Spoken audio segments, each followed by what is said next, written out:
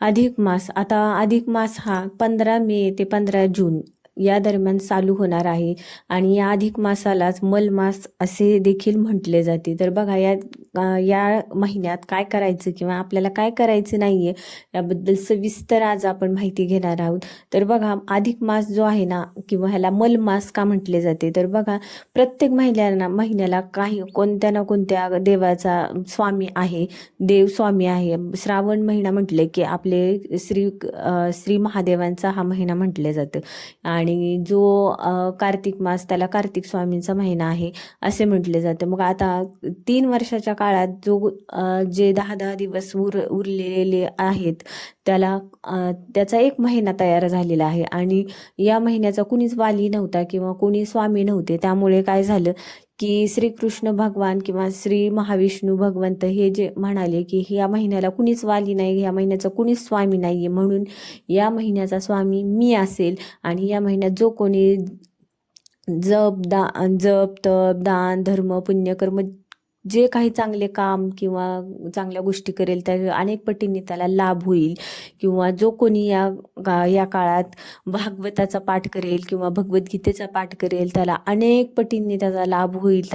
त्याच्या मनोकामना पूर्ण होतील, त्याच्या मनोवांछित इच्छा पूर्ण होतील, त्याला जे काही हवं आहे ते त्याला मिळेल. बघा, आता हा जो अधिक मास महिना आहे असे म्हटले जाते की जो गरीबाचा गरीब देखील आहे, खूप जुनाट गरीब आहे किंवा जो अत्यंत अत्यंत गरिबीने पीडित आहे, दारिद्र्यात जीवन जगत आहे, जो कोणी या महिन्यात जप तप दान धर्म पुण्यकर्म जे काही करेल त्याला अनेक पटीने लाभ मिळेल आणि तो श्रीमंत बनेल. तर त्याचे सगळे सगळे दुःख कष्ट नाहीसे होतील, त्याच्या सगळ्या मनवांछित इच्छा पूर्ण होतील. त्यामुळे या महिन्याचा आपल्याला 100% नक्की नक्की लाभ घ्यायचा आहे. बघा, अधिक मास म्हटलं की श्रीकृष्ण भगवंत आपले श्री महाविष्णू यांचा हा महिना आहे. त्यामुळे या महिन्यात आपल्याला सगळ्यात महत्त्वाचं काम करायचं आहे तर ते भागवताचा पाठ आहे. भागवत जे आपल्याला, बघा, आपण घरी वाचू शकतो भागवत, किंवा 4 चौघात मिळून आपण भागवत लावू शकतो. या गोष्टी केल्याने आपल्या मनोवांछित इच्छा पूर्ण होतात. किंवा श्रीमद भगवद्गीतेचा पाठ किंवा करू शकतो आपण. या 2 गोष्टी आपल्याला नक्की करायच्या आहेत. जे भागवताचा पाठ करा किंवा श्रीमद भगवद्गीतेचा पाठ करा. बघा, या 2 गोष्टी आपल्याला अजिबात सोडायच्या नाहीये. तर जर आपल्या मनात कोणत्या गोष्टीबद्दल इच्छा असतील किंवा मनोवांछित इच्छा, खूप खूप वर्षांपासून आपल्या मनात एखादी गोष्ट आहे, इच्छा आहे, पण ती पूर्णच झालेली नाहीये, त्या जर अशा गोष्टी असतील तर या गोष्टी नक्की करा. भागवताचा पाठ करा किंवा एकतर भगवद्गीतेचा पाठ करा. ही झाली एक गोष्ट. तर बघा, या महिन्यात आता काय करू नये आपल्याला सगळ्यांना, बऱ्याच लोकांना असं काय असतं माहिती का, अधिक मास किंवा मलमास म्हटले की काय होतं माहिती का, लोकांना सगळं माहिती असतं मलमासात हे करू नये ते करू नये. आता बघा, या महिन्यात विवाह सोहळे होत नाहीत किंवा जे नामकरण सोहळा असतो, जे 16 संस्कारांपैकी जे 16 संस्कारांपैकी एक असतात का, कोणतीच गोष्ट केली जात नाही. गृहप्रवेश केला जात नाही किंवा नवीन गाडी घेतली जात नाही, नवीन काहीच ह्या लग्न सोहळे किंवा या महिन्यात जे असतं ना, साखरपुडा वगैरे या कोणत्याच गोष्टी चालत नाहीत. कारण हा मल मास म्हणून ओळखला जातो. किंवा ते म्हणजे एक म्हणतात ना मल मास, किंवा ह्या शब्दातच आहे की या महिन्यात कोणतेही चांगली कामे केली जात नाही. त्यामुळे या महिन्यात फक्त आपल्याला जप तप दान धर्म पुण्यकर्म सगळे चांगली कामं करायची आहेत, जी आपल्याला, जेणेकरून आपल्याला 100% त्याचा लाभ मिळेल किंवा आपल्याला भरभरून आपली ओंझळ जी आहे किंवा आपली ओटी जी आहे भरून निघेल आपल्या पुण्याने किंवा आपल्या चांगल्या कामांनी.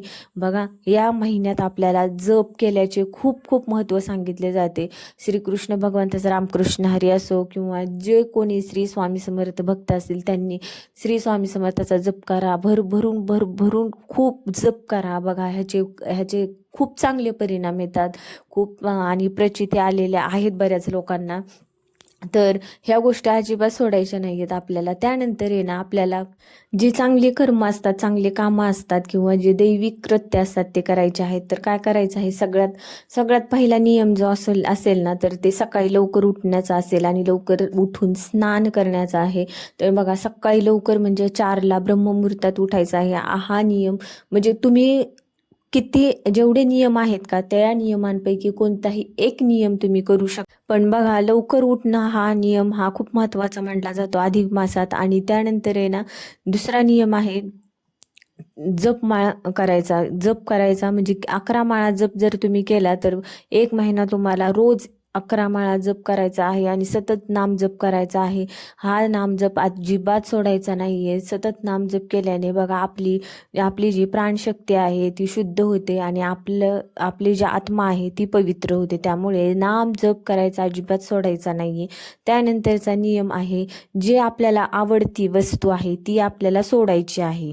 आता मी जे नियम सांगत आहे त्यापैकी कोणताही नियम केला तरी चालेल, असं काही नाहीये की मला सगळे नियम करायचेच आहेत. तर बघा, तुम्हाला जी आवडती का वस्तू ती सोडायची आहे. म्हणजे जे तुम्हाला जेवण आवडतं, सपोज तुम्हाला जर एखादी गोष्ट खूप दूध आवडत असेल किंवा एखादी कढी वगैरे आवडत असेल, वरण आवडत असेल, तर ती सोडायची आहे आणि ती घरात बनवून दुसऱ्या गरीब लोकांमध्ये ती दान करायची आहे. म्हणजे बघा, हा नियम किती कठोर आहे.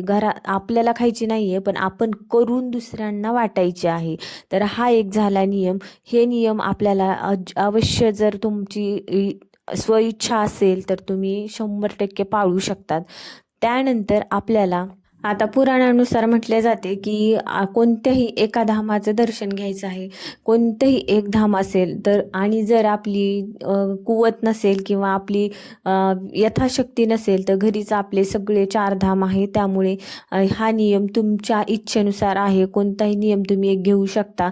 श्री वृंदावन धाम असेल, द्वारिकाधीशचे दर्शन असेल, जे श्री जगन्नाथजींचे दर्शन असेल, हे नक्की घेण्याचा प्रयत्न करा.